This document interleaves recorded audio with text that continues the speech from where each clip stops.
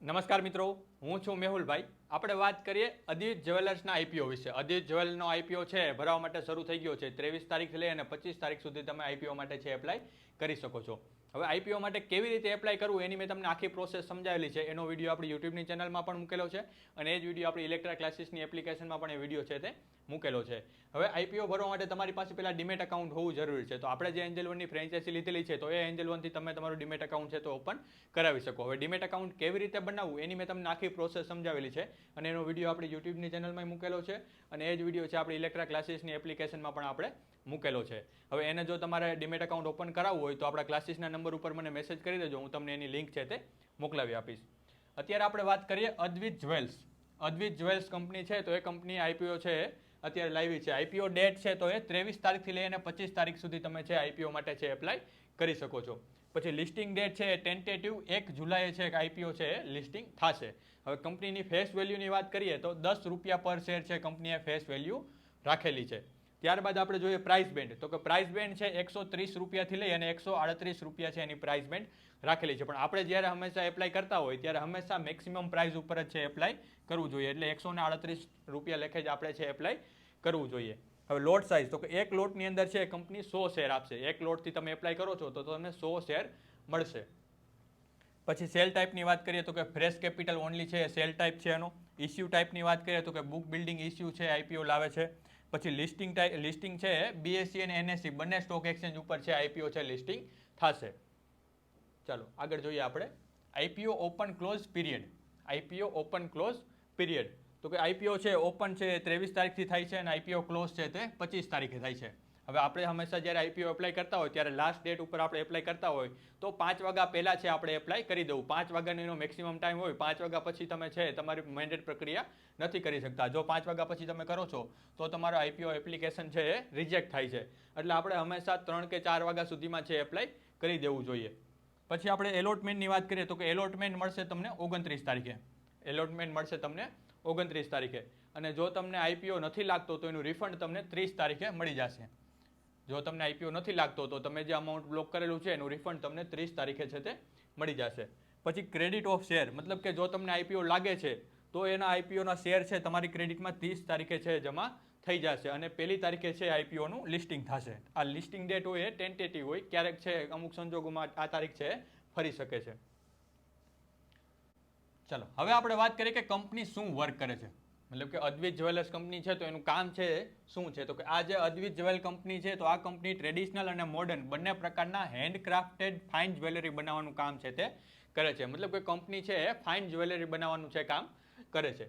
પછી આગળ જોઈએ કે આ કંપની છે ખાસ કરીને કુંદન, પોલ્કી, ડાયમંડ અને સ્ટડેડ મતલબ કે રત્ન જડેલા દાગીના બનાવવા માટે છે જાણીતી છે. આ કંપની શેના માટે જાણીતી છે, તો કે આ કંપની છે ખાસ કરીને કુંદન, પોલ્કી, ડાયમંડ અને સ્ટડેડ મતલબ કે રત્ન જડેલા દાગીના બનાવવા માટે આ કંપની છે તે જાણીતી છે.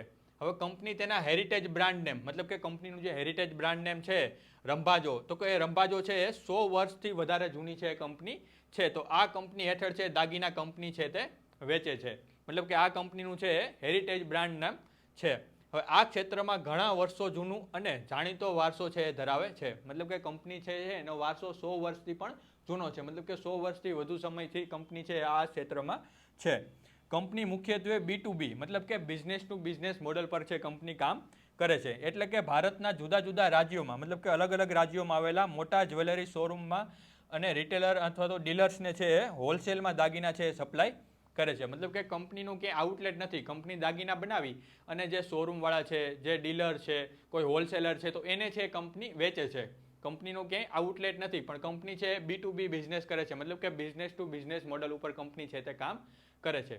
હવે આપણે આઈપીઓનો રિટેલરની વાત કરી લઈએ તો આઈપીઓમાં તમે એક લોટથી એપ્લાય કરો છો તો તમને 100 શેર છે એપ્લાય તમે કરી શકશો અને 13,800 રૂપિયા જેવું અમાઉન્ટ છે તમારે જરૂર પડશે. હવે રિટેલ કેટેગરીમાં તમે મેક્સિમમ છે તમે 14 લોટથી છે એપ્લાય કરી શકો. 14 લોટથી તમે એપ્લાય કરો ત્યારે 1,93,200 રૂપિયા છે તમારી પાસે હોવા જરૂરી છે. જો તમે 14 લોટથી લોટ વધારો છો મતલબ કે 15 લોટ તમે એપ્લાય કરો છો તો તમે સ્મોલ HNI કેટેગરીમાં આવી જશો. તો એનું મતલબ છે તમારો અમાઉન્ટ છે 2 લાખથી વધી જશે. ત્યારે તમારે 2,07,000 જેવું અમાઉન્ટ છે તમારું બ્લોક થશે.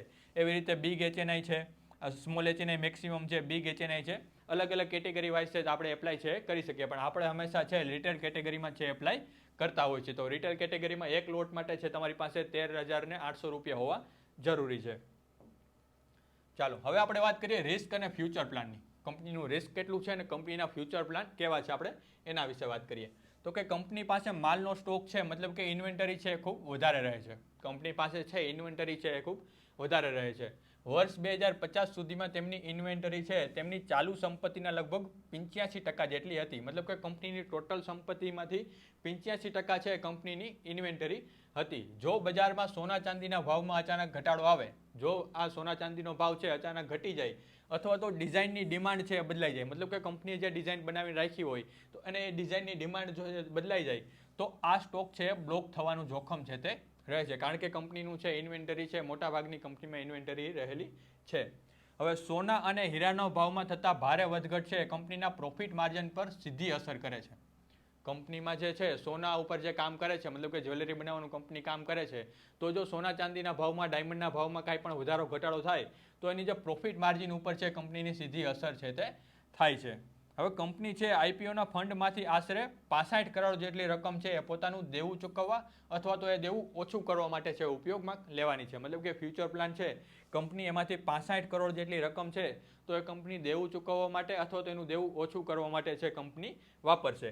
હવે આનાથી કંપની પર વ્યાજનો બોજ છે એ ઘટશે અને બેલેન્સ શીટ છે એ મજબૂત થશે. આનાથી શું થશે તો કે કંપનીનો જે છે વ્યાજનો બોજ છે એ ઘટી જશે અને બેલેન્સ શીટ છે એ મજબૂત થશે. પછી અન્ય 65 કરોડ જેટલી રકમ છે કંપની પોતાના રોજિંદા કામકાજ જ્વેલરી બનાવવા માટે જરૂરી કાચો માલ મતલબ કે સોનું અને હીરા ખરીદવા માટે વાપરશે, જેથી બિઝનેસ છે ઝડપથી છે તે વધારી શકાય. બીજા જે 65 કરોડ છે તો એ બીજા 65 કરોડ કંપની પોતાના રોજિંદા કામકાજ અને જ્વેલરી બનાવવા માટે છે જરૂરી જે કંઈ સામાન લેવાનો હોય, સોના છે, હીરા છે અથવા તો એની ખરીદવા માટે વાપરશે, જેથી બિઝનેસ છે તે ઝડપથી છે તે વધારી શકાય. ચાલો હવે આપણે વાત કરીએ આઈપીઓ રિઝર્વેશનની માહિતી. હવે કઈ કેટેગરી માટે છે કેટલી રિઝર્વેશન છે કંપનીએ આપેલી છે. તો આપણે ક્યુઆઈબી માટે વાત કરીએ તો કે ક્યુઆઈબી માટે 49.98% છે રિઝર્વેશન આપેલું છે. ક્યુઆઈબી માટે 49.98% છે રિઝર્વેશન આપેલું છે. પછી એચએનઆઈની વાત કરીએ, મતલબ કે નોન ઇન્સ્ટિટ્યુશનલ ઇન્વેસ્ટર છે જેને આપણે એચએનઆઈ કહીએ, તો એચએનઆઈની છે કંપનીએ 15.01% છે રિઝર્વેશન આપેલું છે. 15.01% છે એચએનઆઈ કેટેગરી માટે આપેલું છે.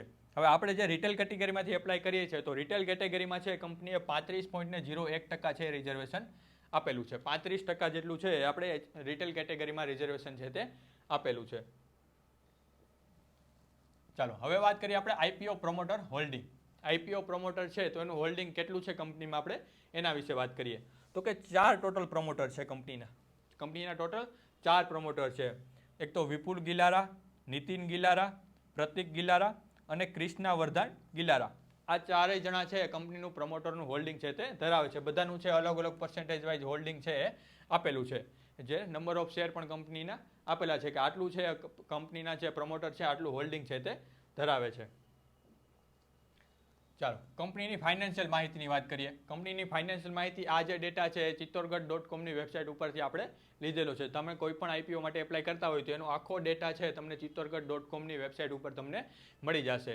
કંપનીના એસેટ કેટલા છે, ટોટલ ઇન્કમ કેટલી છે, profit after tax, EBITDA, net worth, reserves and surplus, total borrowing, બધી માહિતી છે તમને આની અંદર મળી જાય છે. અને યર વાઇઝ આપેલું હોય.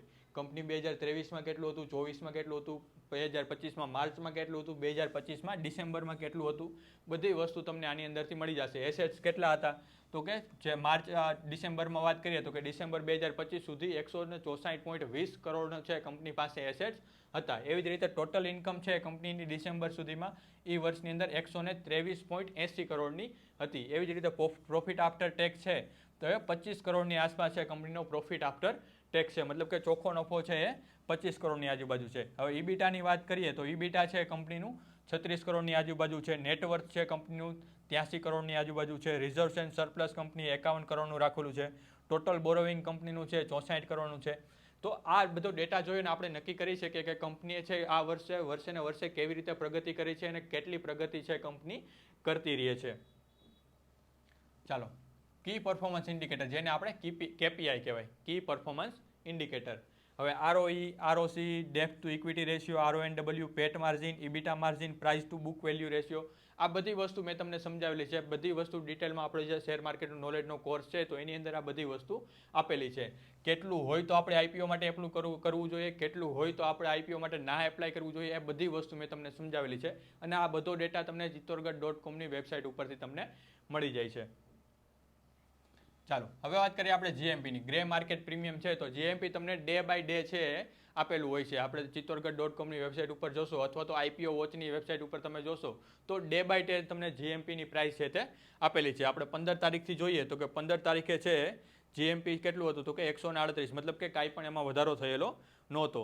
પછી 16 તારીખે જોશો તો કે 16 તારીખે એનું જીએમપી છે 15 તારીખે 80 રૂપિયા હતું, 16 તારીખે 80માંથી ઘટીને 64 થયું, 17 તારીખે 64માંથી ઘટીને 57 થયું, પછી 18 તારીખે 57માંથી ઘટીને 54 થયું, 19 તારીખે છે 53 થયું, વળી પાછું 20 તારીખે છે 53માંથી 64 થયું, અને વળી પાછું 21 તારીખે 64નું 64 હતું, 22 તારીખે છે પાછું 64 હતું, અને 23 તારીખે છે અત્યારે પાછું ઘટેલું છે 23 તારીખે 56.5 રૂપિયા. તો આ જે જીએમપી છે એનો ડેટા પણ તમને મળી જાય, અને જીએમપી પરથી આપણે નક્કી કરી શકાય કે આઈપીઓ માટે છે એપ્લાય કરવું જોઈએ કે નહીં. પણ ઓનલી જીએમપી ઉપર જ આપણે ભરોસો ના રાખવો જોઈએ. બધી વસ્તુ કેલ્ક્યુલેટ કરી, બધી વસ્તુ ચકાસીને ત્યારબાદ જ છે આપણે આઈપીઓ માટે છે તે એપ્લાય કરવું જોઈએ. એટલે મેં તમને બધી વસ્તુ સમજાવેલી છે કે કયો ડેટા કેટલો હોવો જોઈએ તો આપણે આઈપીઓ ભરવો જોઈએ, કયો ડેટા આ નથી એ આપણે જેટલો જોઈએ છે એ પ્રમાણે નથી તો આપણે આઈપીઓ માટે એપ્લાય ના કરવું જોઈએ. એ બધી વસ્તુ મેં તમને સમજાવેલી છે. હવે આઈપીઓ રજિસ્ટ્રાર કંપની, મતલબ કે આઈપીઓ જો તમને લાગે છે, તમે આઈપીઓ માટે એપ્લાય કરો છો અને જો તમને આઈપીઓ છે એલોટ થાય છે તો એનું જે એલોટમેન્ટ છે તમને big share service private limited આની ઓફિશિયલ વેબસાઇટ ઉપર છે તમને જોવા મળશે. આ વેબસાઇટ ઓપન કરી અને સિમ્પલી તમે તમારું જે પાન કાર્ડ નંબર નાખો અથવા તો તમારું જે ડીમેટ એકાઉન્ટ નંબર છે તો ડીમેટ એકાઉન્ટ નંબર નાખશો એટલે તમને છે તમારું એલોટમેન્ટ છે દેખાડશે કે તમને આઈપીઓ છે લાગેલો છે કે નહીં. Big share service private limited